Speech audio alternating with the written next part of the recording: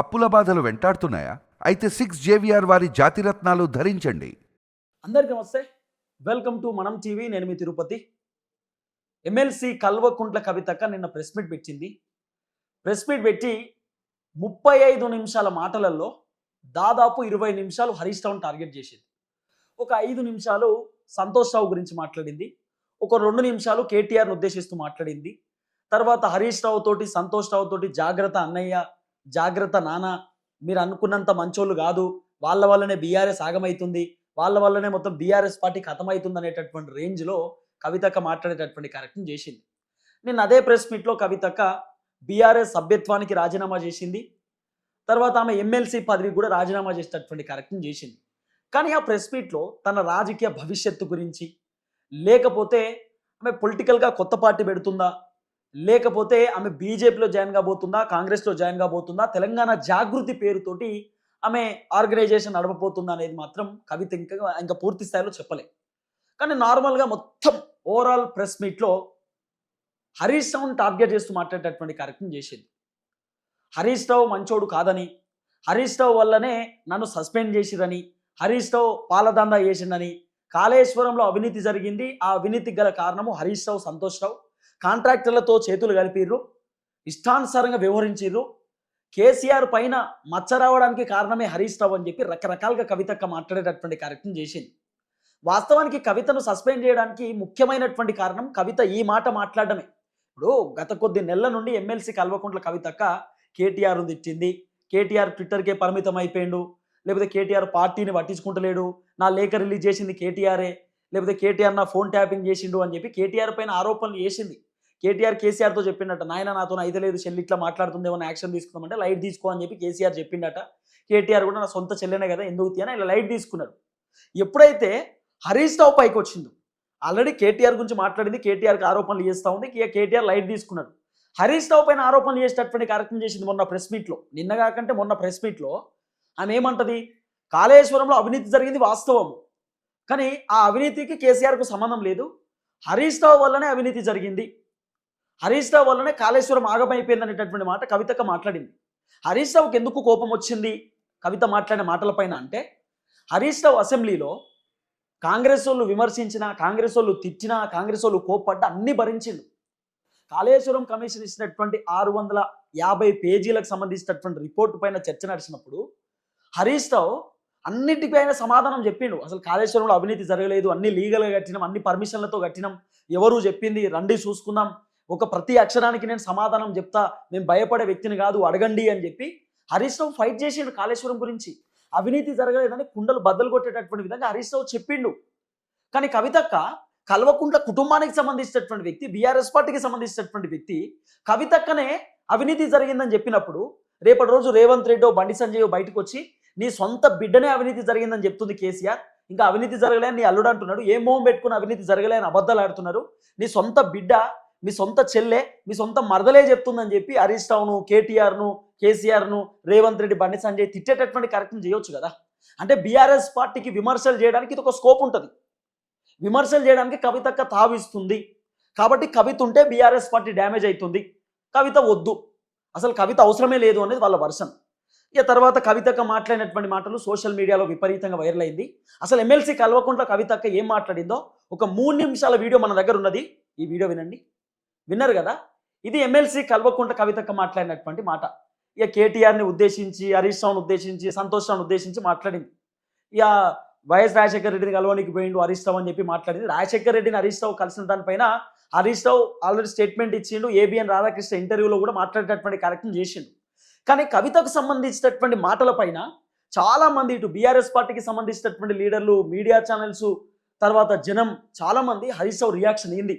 ఎందుకంటే కవితక హరీష్ రావు పైన ఆరోపించినటువంటి ఆరోపణలు చిన్న చిన్న ఆరోపణలు కాదు, భయంకరమైనటువంటి ఆరోపణలు, చాలా పెద్ద పెద్ద ఆరోపణలు. అసలు ఎందుకు ఈ ఆరోపణలు చేసింది, ఈ ఆరోపణలు చేయడానికి గల కారణం ఏంటంటే చాలా మంది క్వశ్చన్ మార్క్ లెక్క కనబడ్డది. అప్పుడు బీఆర్ఎస్ పార్టీ లీడర్లు హరీష్ రావుకు ఫోన్ చేయడం స్టార్ట్ చేసిరట. హరీష్ అన్న, మా రక్తం మరిగిపోతుంది, మా కోపం వస్తుంది అని చెప్పి హరీష్ రావు క్యాడర్ సపరేట్ ఉంటుంది కదా, వాళ్ళు ఫోన్ చేసిరట. హరీష్ రావు యూరోప్లో ఉన్నాడు, ఆయన యూకేకి వెళ్ళిండు. ఆయన యూరోప్లో ఉండడానికి గల కారణం ఏంటంటే వాళ్ళ బిడ్డకు సీట్ వచ్చింది, సీట్ వస్తే మనం అక్కడ కాలేజ్లో జాయిన్ చేయించి వద్దామనే ఆలోచనతోటి హరీష్ రావు బయట దేశంలో ఉన్నాడు. సో హరీష్ రావు ఇప్పుడు అక్కడ ఉంటే వీళ్ళు చాలామంది మెసేజ్లు పెడుతున్నారట, ఫోన్లు చేస్తున్నారట, మీడియా ఛానల్స్ కూడా హరీష్ రావు గారు మీరు ఏదో ఒకటి రియాక్ట్ కావాలా, మీ రియాక్షన్ కోసం వెయిట్ చేస్తున్నాం, ఒక ఇంటర్వ్యూ ఇవ్వండి, ఒక ప్రెస్ మీట్ పెట్టండి, ట్విట్టర్లో ట్వీట్ చేయమని చెప్పి చాలామంది మీడియా ఛానల్స్ వాళ్ళు కూడా చెప్పడం. తర్వాత హరీష్ రావు బీఆర్ఎస్ పార్టీ లీడర్లకు ఒక స్టేట్మెంట్ పాస్ చేసిండట. ఏం స్టేట్మెంట్ అంటే, చాలామంది బీఆర్ఎస్ లీడర్లు హరీష్ రావుని అడిగారట, సార్ ఏదో ఒకటి మాట్లాడుర్రి, మీరు మౌనంగా ఉంటే నిజంగా మీరు తప్పు చేశారు అనుకుంటారు, మీరు మౌనంగా ఉండొద్దు, మాట్లాడుర్రి అన్నప్పుడు హరీష్ రావు ఓపెన్ అప్ అయ్యి బీఆర్ఎస్ పార్టీ లీడర్లకు హరీష్ రావు ఒకే ఒక మాట చెప్పిండట, ఒకటే స్టేట్మెంట్. కవిత 100 మాట్లాడితే హరీష్ రావు ఒకటే ఒక మాట చెప్పిండట. ఆ మాట ఏంది అంటే, ఎవరు పడితే వాళ్ళు మాట్లాడిన మాటలకు నేను సమాధానం ఇవ్వను అనే మాట హరీష్ రావు చెప్పిండట. తర్వాత ఎవరెవరో ఏదో ఆరోపణలు చేస్తారు, ఆ ఆరోపణలు నిజాల్లో ఏందో తెలంగాణ సమాజానికి తెలుసు, నేను ఎక్కువ మాట్లాడను అన్నాడట. తర్వాత సమయం సందర్భం వచ్చినప్పుడు మాట్లాడతా అన్నాడట. తర్వాత నేనేందో తెలంగాణ సమాజానికి తెలుసు, నేనేందో బీఆర్ఎస్ పార్టీకి తెలుసు, నేనేందో మీడియా ఛానల్స్కి తెలుసు, 7 సార్ల ఎమ్మెల్యేని 3 సార్ల మంత్రిని, నా పైన ఒక్క అవినీతి ఆరోపణ లేదు, ఒక్క చిన్న మచ్చ కూడా లేదు, అంత క్లీన్ షీట్ పొలిటీషియన్ని, నా పైన ఎవరెవరో వచ్చి ఆరోపణలు చేస్తూ ఉంటే అన్నిటికీ సమాధానం ఇచ్చి టైం వేస్ట్ చేసుకోను అని చెప్పి హరీష్ రావు చెప్పినట్టు ఒకటే ఒక మాట, నేనేందో జనానికి తెలుసు, నేనేందో బీఆర్ఎస్ పార్టీకి తెలుసు, నేనేందో కేసీఆర్కి తెలుసు, నేనేందో మీడియా ఛానల్స్కి తెలుసు. హరీష్ రావు చెప్పిన మాట ఇది ఒకటే. కానీ హరీష్ రావు ఇంకో స్టేట్మెంట్ ఇచ్చిండట బీఆర్ఎస్ పార్టీ లీడర్లకు. అందరూ బీఆర్ఎస్ పార్టీ లీడర్లు హరీష్ రావుని సార్ రియాక్షన్ ఇవ్వండి అన్నప్పుడు, ఫస్ట్ నేను వచ్చి కేసీఆర్ని కలుస్తా, కేసీఆర్ని కలిసిన తర్వాత కేసీఆర్ గారు నాకు ఏం చెప్తాడు, రియాక్షన్ ఇవ్వమంటాడా, ట్విట్టర్లో ట్వీట్ పెట్టమంటాడా, ప్రెస్ మీట్ పెట్టమంటాడా, మీడియాతో మాట్లాడమంటాడా, ఏం చెప్తే అది చేస్తా. కానీ నేను ఖచ్చితంగా రియాక్ట్ అవుతా, సమయాన్ని సందర్భాన్ని బట్టి రియాక్ట్ అవుతా, ఇష్టం ఉన్నట్టు రియాక్ట్ గాను. నిన్న నేను మొత్తం ప్రెస్ మీట్ చూసిన, ఆమె మాట్లాడిన మాటలు అన్నీ నేను విన్నా, అన్నీ నేను చూసినా అని చెప్పి హరీష్ రావు చెప్పిండు అనేది కొంత వినబడినటువంటి వ్యవహారం. కానీ కవితక్క మామూలు ఎలిగేషన్స్ కాదండి, భయంకరమైనటువంటి ఎలిగేషన్ చేసింది. హరీష్ రావు మా అన్నను ఓడగొట్టడానికి 60 లక్షలు ఇచ్చిందని ఇప్పుడు వీడియో చూసారు కదా, మీకు చూపిస్తారు కదా వీడియో, ఆమె మాట్లాడిన మొత్తం మాటలన్నీ 3 నిమిషాలలో వినిపించిన మీకు.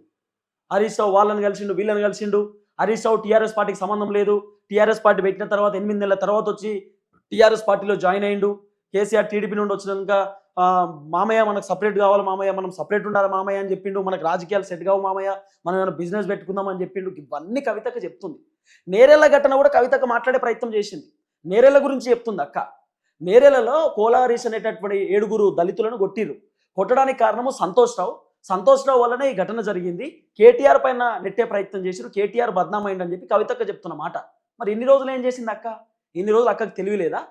సంతోష్ రావు అనే వ్యక్తి నిజంగా పోలీసులకు ఫోన్ చేసి ప్రెజర్ పెట్టి దళితులను కొట్టించినప్పుడు కవితక్క సంతోష్ రావుతో చెప్పొద్దా, అన్నా నువ్వు కొట్టిస్తున్నావు పద్ధతి కాదన్నా, అట్లా చేయొద్దన్నా అని చెప్పి సంతోష్ రావుకి చెప్పొచ్చు కదా.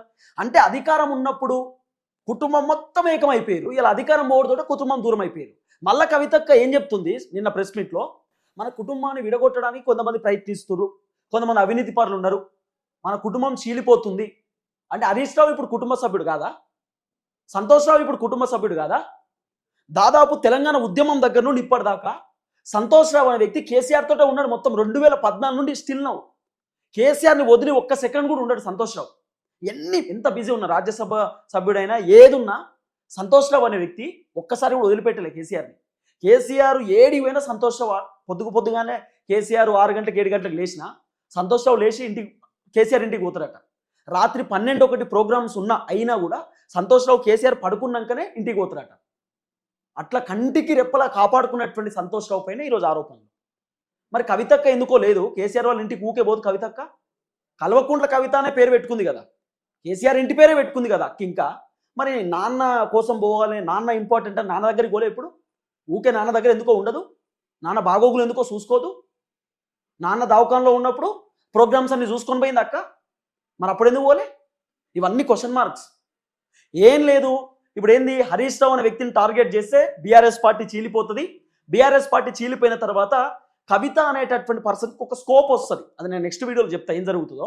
ఓ స్కోప్ వస్తుంది, బీఆర్ఎస్ అయిపోయిన తర్వాత సెకండ్ ప్లేస్లో నా పార్టీ ఉండొచ్చు, ఇక నా పార్టీ ఉంటే రేపటి రోజున అధికారంలోకి రావడానికి స్కోప్ ఉంటుందనే ఆలోచన కావచ్చు. కవిత వెనకాల రేవంత్ రెడ్డి ఉండి నడిపిస్తుండనేది కొంత వినబడుతున్నటువంటి చర్చ. ఏది ఏమైనా హరీష్ రావు రియాక్ట్ అయ్యిండు.